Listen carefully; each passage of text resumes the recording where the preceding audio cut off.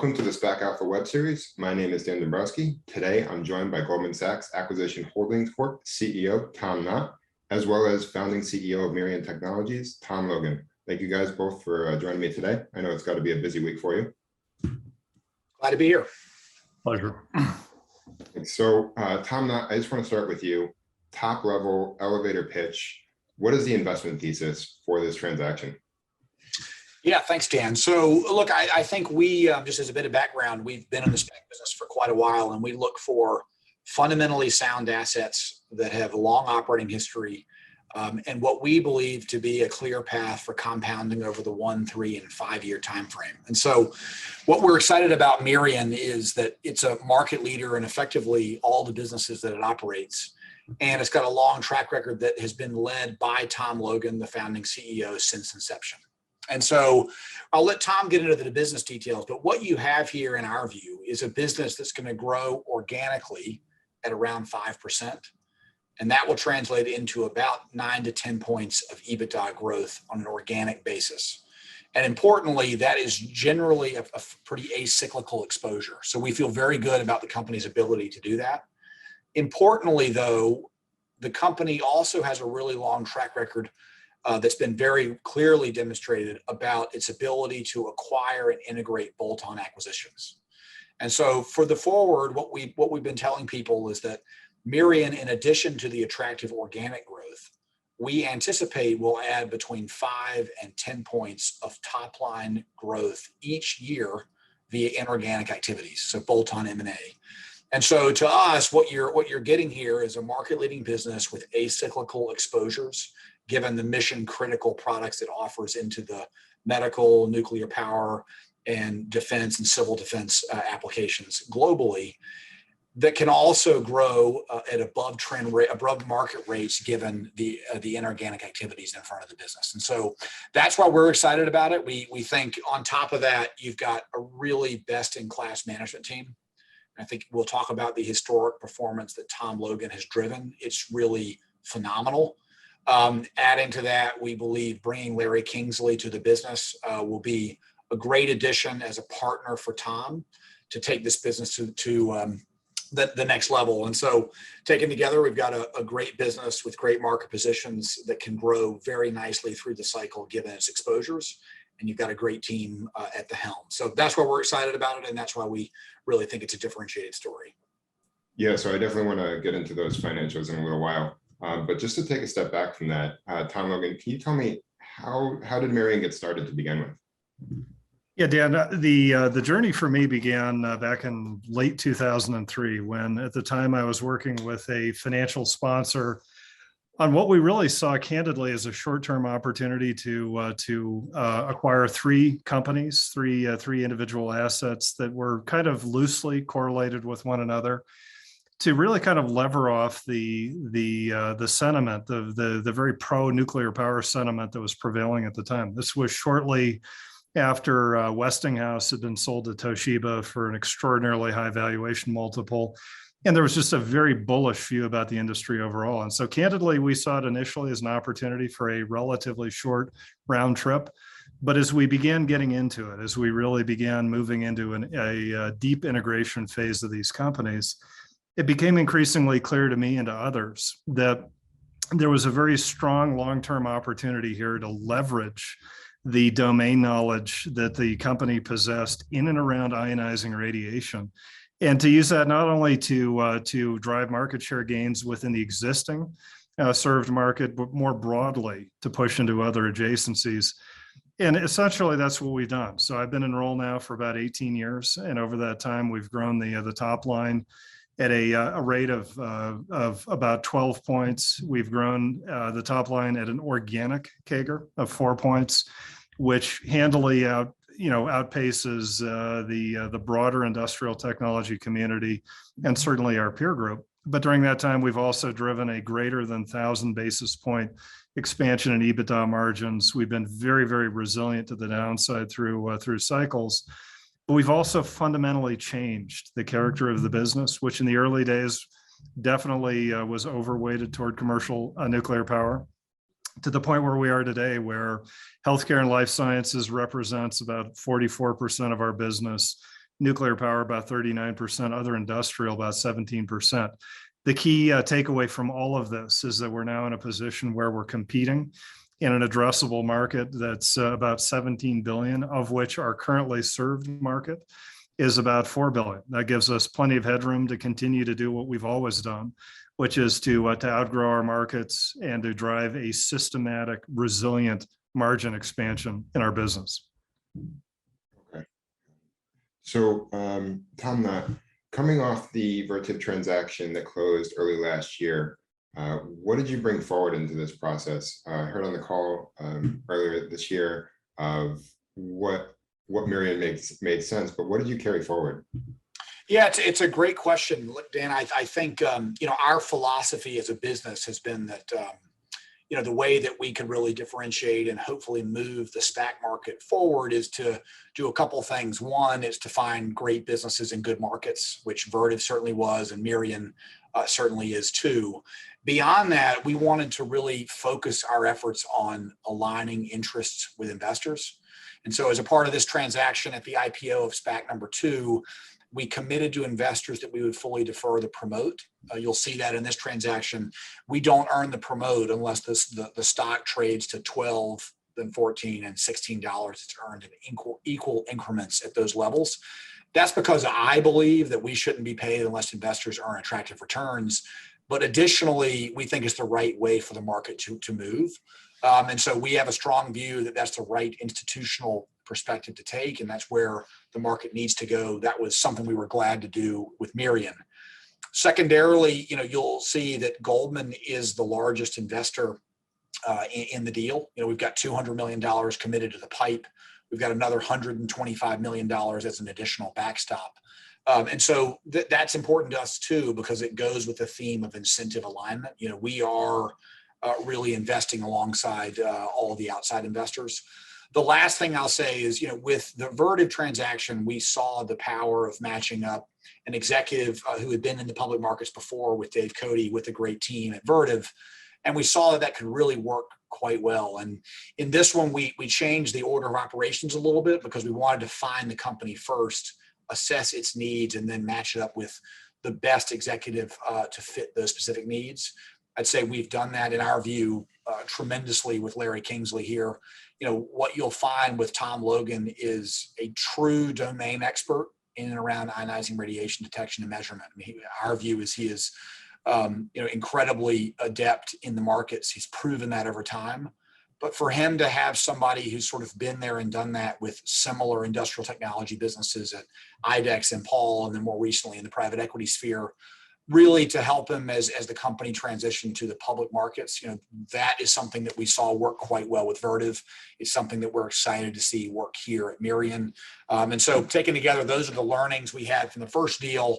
We believe we've improved upon them with the second one, and we're thrilled with the structure of the transaction, the incentive alignment that it will bring to the market, and then certainly Tom and Larry's partnership has really developed over the last few months. So as you touched on a few times, you're bringing Larry on. Is there any other changes that are happening to the board or management? Yeah, I'll let Tom talk about the board. We're really excited about the board. Look, our philosophy has been we want to build a team around Tom and the company to really help optimize them as they turn public. But Tom, maybe you could talk a little bit about the board. Yeah, Dan, I would tell you we're thrilled about the board that we announced a few weeks ago. So the board will be comprised of 9. There will be 4 insiders. So technically, both Larry and I are insiders. We also have another representative from Goldman, Joe Notori, who runs much of their global healthcare investing activity, and we have Chris Warren from our selling sponsor, Charterhouse Capital. The 5 external directors were all carefully recruited and really handpicked by Larry and me. We had a long list of folks to talk to, and we've ended up with a great slate. People who can help us not only inside the boardroom, but outside of the boardroom as we think about the strategic evolution of the business. So to that end, we have Rob Cascella, who's the retiring CEO of the Philips Healthcare Diagnostic business. We have Ken Bockhorst, the CEO of Badger Meter. We have Jody Markopoulos, a seasoned former GE executive who's COO of an early stage company. We have Steve Etzel, who's a former CFO of Rockwell Engineering. And finally, we have John Kuo, who's the recently retired general counsel of Variant. So collectively, we've already engaged this board extensively. Again, we see this as a group of people that can help collaborate with us to fundamentally build a great company. Right, so already existing players in the space. Precisely. So I want to take a look at the business offering. If you could continue with this, can we take a step back and look at what do the product segments look like today? Mm-hmm. Sure. So if you look at the composition of our revenue, what you would find is that, again, about 44% of our business is healthcare or life sciences. And you could subdivide that today into 33% healthcare, 11% life sciences. 39% of our business today is in commercial nuclear power, and about 17%, the remainder, is diversified industrial, of which the biggest single piece of it is military and civil defense overall. In each of those vertical markets and segments, we have a number of key product categories. What I would tell you is that the general unifying theme that cuts across these positions is that our products tend to be compulsory in nature, meaning our customers have to buy them. We are selling into highly regulated environments where the cost of failure potentially can be quite high. Switching costs generally can be high, but paradoxically, oftentimes the wallet share of our customer dedicated to these products tends to be low. So given our category leadership, again, global leader in 14 of our 17 product categories, more often than not, this gives us a seat at the table. The other critically important thing to understand, Dan, is the relevance of our domain knowledge. Again, this unifying principle that ionizing radiation, the knowledge of detecting, measuring, analyzing ionizing radiation is fungible across vertical boundaries is tremendously important. Today, we are the global leader in a tiny segment, but an important one, which is the big science arena. And we are oftentimes the go-to firm for support in particle physics research, interplanetary exploration, space in general. And to that end, I'd note that our instruments were used for the discovery of the last 9 elements on the periodic table. Our instruments have been deployed on many of the most significant interplanetary space probes. In fact, our instruments literally confirm the presence of water on Mars. We're on the International Space Station. We're on a variety of other commercial and government-funded space exploration activities. We're also deeply involved in the particle research community overall. The importance of that is that through that activity, we gain knowledge about detection technologies, about material science that we've applied time and time again in the commercial realm. Because one of the things that we're quite good at as a company is taking things out of the science lab and figuring out how to produce them at industrial scale in different form factors at commercially reasonable price points. So again, this is the key value of this core domain knowledge, is that it gives us a roadmap, again, in a very large addressable market where our strengths are unique in the sense that there's nobody close to the level of scale that we have. And it creates in many respects, a sustainable array of advantages that we've demonstrated historically, and we hope to do more so prospectively.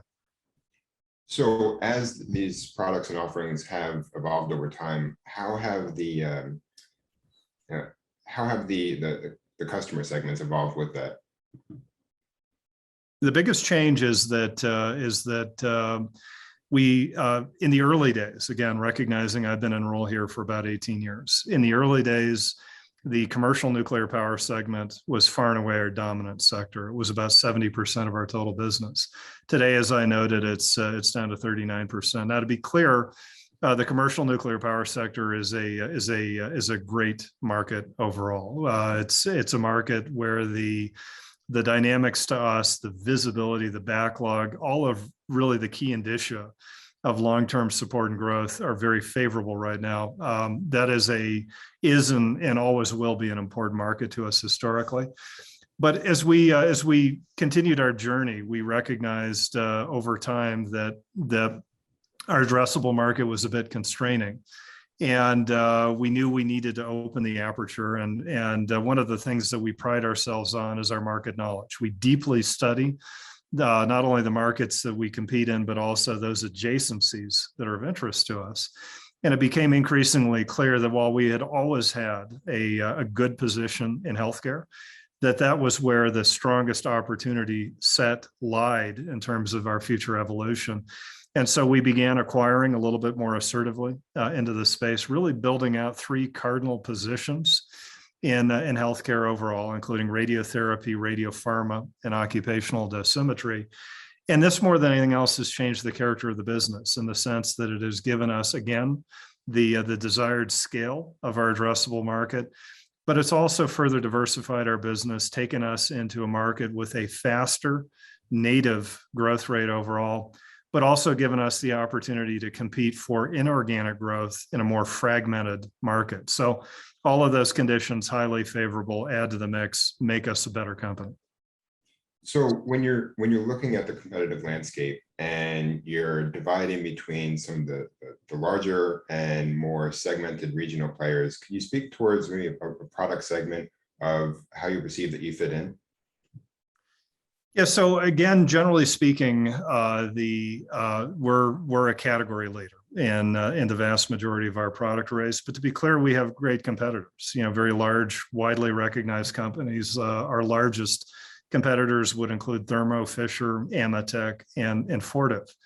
The distinction, though, is that we are the largest player in our chosen field, typically by a multiple of 3 times or larger. And that has important implications. What that means is that in general, we are spending more money on research and engineering than our competitors, again, on a like-for-like basis in this targeted market. And as a consequence, we tend to be an innovation leader. We tend to be a prolific introducer of new products, and that's just a central component to our overall DNA. But the other important factor is that it gives us a profound network effect where, as with other industries, and most commonly people think of this network effect in technology, in high technology, but it's absolutely relevant in industrial technology, where over time we have earned more points of presence of relevance across the globe than our competitors. And we've also created the greatest breadth of product catalog. And so, stated simply, it allows us to sell more stuff to more people. And invariably, that gives us the ability to pick up share, often against smaller players, often in situations where our global leadership position may be uneven or not perfectly consistent across all global markets. But the bottom line is that it creates kind of a flywheel effect, whereas we gain scale, as we gain sophistication in our business system, the capabilities of our management, the cadence of our innovation, then it allows us, we hope to continue to sustain a growth premium over our market growth premium, as we've done for nearly 2 decades. So then, taking a step back from your competitors, how do you perceive the biggest risk to your business? I think the biggest risks right now are secular in nature. One of the things that we pride ourselves upon is the resilience of our business. And if you're to look at the economic history of the business, again, I noted the organic growth and inorganic growth CAGRs of 4 and 12 points respectively, the margin expansion of over 1,000 points. The other thing that's striking is that if you look at our economic history, it's characterized by incredible exogenous black swan events, bookended on one end by the Great Recession, on the other hand by the COVID pandemic. In between, you had a recession, you had a global restructuring of power markets, which impacted our largest single vertical. And throughout all of that, we kept growing. Our resilience to the downside has been striking and demonstrated the inherent acyclicality of our business, driven by many factors, including not only our category leadership, but the the fact that nearly 3/4 of our revenue is recurring in nature overall. And so in general, the story of Mirion is a resilient compounder, and this is what we've demonstrated. But as I look ahead, the biggest topic of the day, which we talk about in probably the majority of our investor calls, is the global supply chain, and specifically the impact that global supply chain instability is having on raw material and material inputs in general, on labor inputs and on logistics. And I would tell you that for the 18 months that we've been dealing with COVID and the concurrent global instability in the supply chain, we've managed it well. We've managed it without shutting down any of our factories, without seeing any appreciable turnover in our employment base. We've managed well the cost pressures coming into it. But to be clear, as we sit here today and look ahead, we're not out of the woods yet. We probably have another year or more of supply chain instability. And so our view is that for structural reasons, we will handle this far better than most. The biggest impact on us, candidly, is on the logistical front. And to date, again, that's not been a material issue. It's been more of an issue as to how we plan for inbound and outbound shipments overall. But it would be that type of secular event that is affecting the global economy that I candidly worry about more than anything else. The nature of our business is such that we've been exposed to events like Fukushima, which, if you were to pro forma our current construct back to the beginning, what you'd see is that we actually saw an appreciable increase in our revenue and profitability in the 3 to 4 years, most immediately in the wake of that incident. And so typically, a typical CEO answer would be event-related risk. We see that less in our business. Again, the biggest areas of exposure for us are secular in nature. And I think given the way we're structured, we are likely to be more resilient than most in moving through those. So I want to circle back. You both have touched on your growth rate and expanding margins. This is a question to either of you. What do you see as the biggest risk to the hit or for hitting either of your projections? It all comes down to execution. The environment that we have right now, demand is strong. Our vertical market conditions are very good, and candidly better than they have been at any point in my tenure, more due to absence of headwinds than any specific tailwinds. So it comes down to execution. As we continue to grow organically, we see at its very core a strong margin improvement story through operating leverage, where all else being equal, 3.5 to 4 points of organic growth will drive a point of EBITDA margin expansion. We expect that equation to continue, and candidly, we expect it to improve as the mix of our business shifts to a higher margin construct with the increasing exposure to healthcare overall. Beyond that, we see many opportunities to improve our pricing yield, to improve our gross margins through enhanced supply chain management, improve our EBITDA margins through all of the above, plus optimization of our SG&A strategies overall as a business. And so my view, and I think the view shared by Goldman, our board, our partners, Larry Kingsley, is that we have a huge array of opportunities. What it will come down to is execution. Now, historically, we've demonstrated that that's something that we're good at, both organically and inorganically. But clearly, we need to continue to do that looking ahead. Okay, so you've spoken how we're at the infancy of sorts for the software and deployed sensor digitalization. Could you talk about what that looks like going forward and what the implications look like?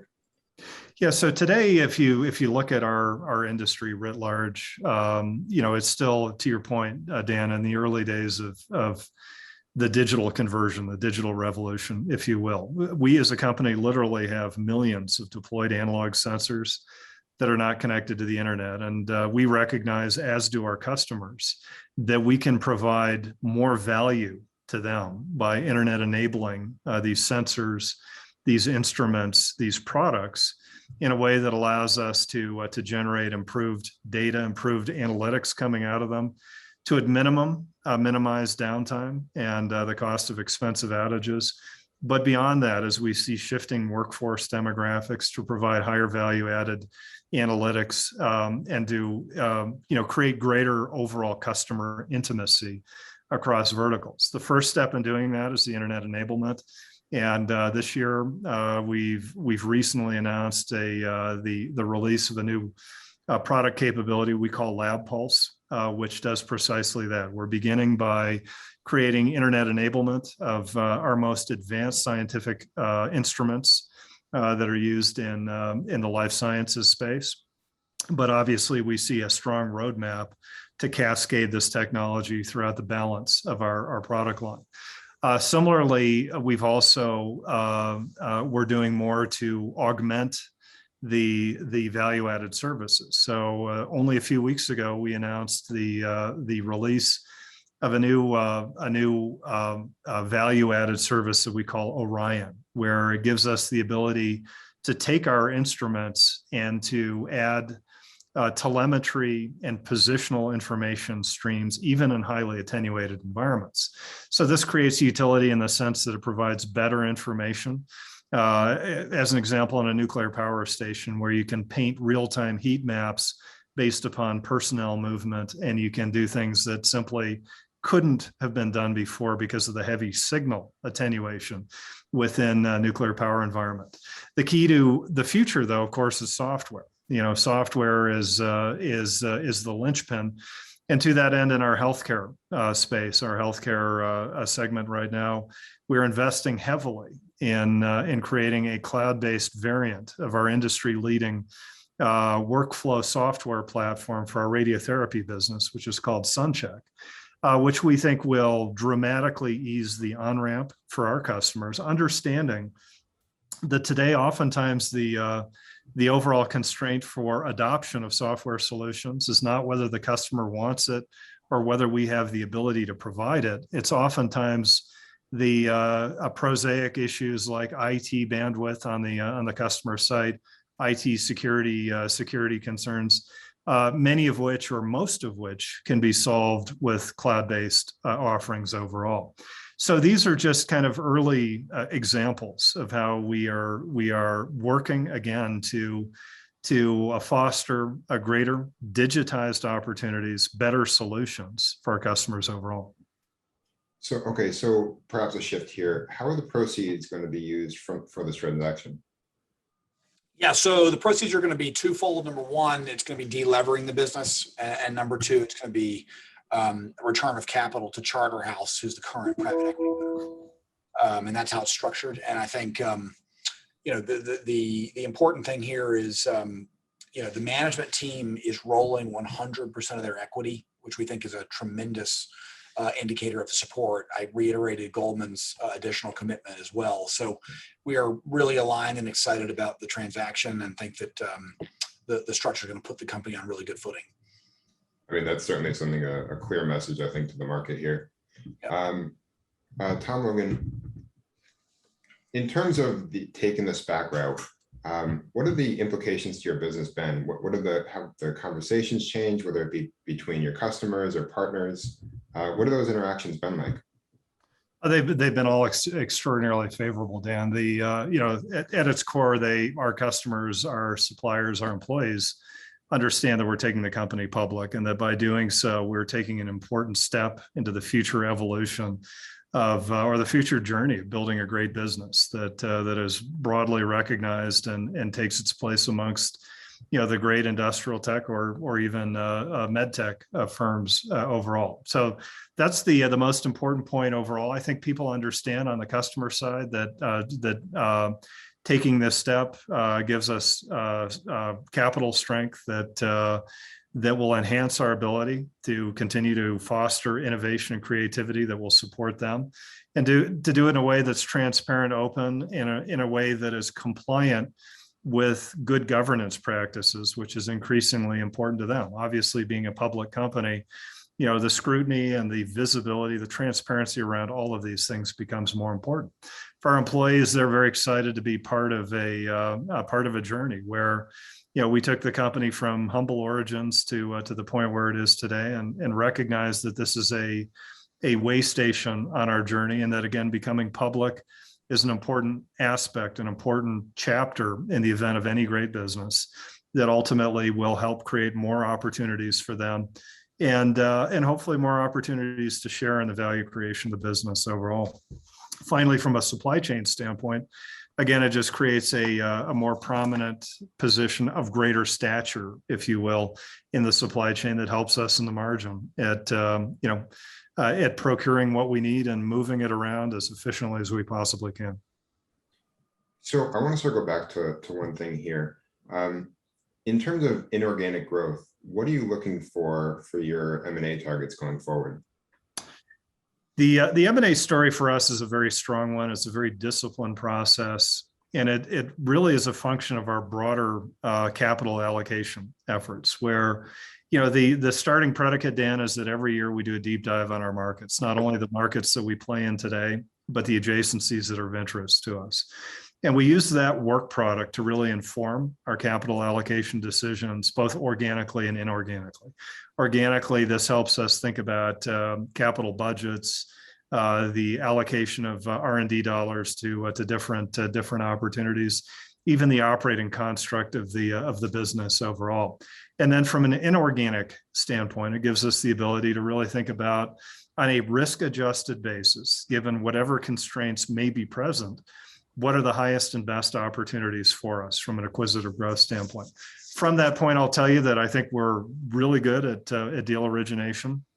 We do all the conventional things, but also we extensively tap into our 2,500 colleagues around the world and crowdsource our own internal employee base, which is incredibly strong in terms of deal flow, deal ideas, and oftentimes relationship capital that goes with that. I think we're good at engaging and getting deals to closure, and ultimately, I think we're good at integrating them.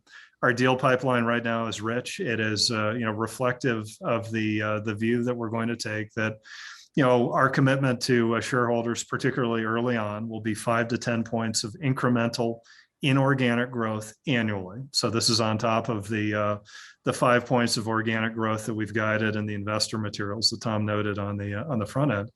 And we're confident that we can do that while we de-lever the business down to 3 times EBITDA overall.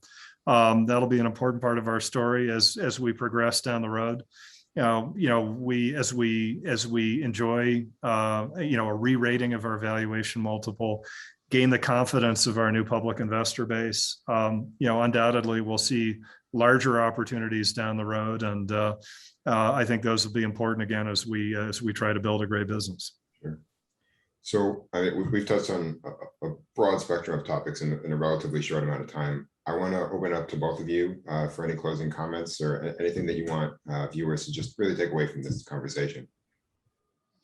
Look, I'll say, and then I want Tom to close because he's the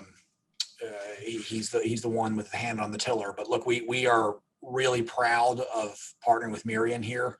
We think it's a really differentiated story in a market that needs businesses like this. We think that it's a discernible discount to the peers that we articulate in the investor deck. We'd encourage you to look at a broader set of peers. The conclusions will be the same in our view. And we think that the company is really well positioned to go and be a differentiated story relative to those peers, given its size and the ability to really go and prosecute M&A and organic growth as we've outlined. So we're thrilled about it. I think what probably excites us the most is just knowing Tom and the team. I mean, they are a really high quality team of folks that we're proud to be behind. So I think nothing to say more than that we're excited about this opportunity and proud to be partnering with Tom and team to get Mirion public. Yeah, what I would say is that we're just thrilled to be taking this company public with Goldman Sachs through their second SPAC. You couldn't ask for a more prominent name, and I think the things that make us different, that really make us stand out relative to the broader SPAC market, I think Tom has articulated very clearly. For us, this is the Goldilocks solution. And I think in many ways, it's emblematic of where the SPAC market may ultimately evolve to. But for us, it's all about the journey, and we have a journey of creating shareholder value, even in very difficult times. We certainly hope and expect to continue that journey, and we can't wait for what lies ahead. All right, fantastic. I appreciate you both for taking the time to speak with me today, and looking forward to the upcoming shareholder vote. Thanks, Dan. Dan, thank you, and thanks to your viewers.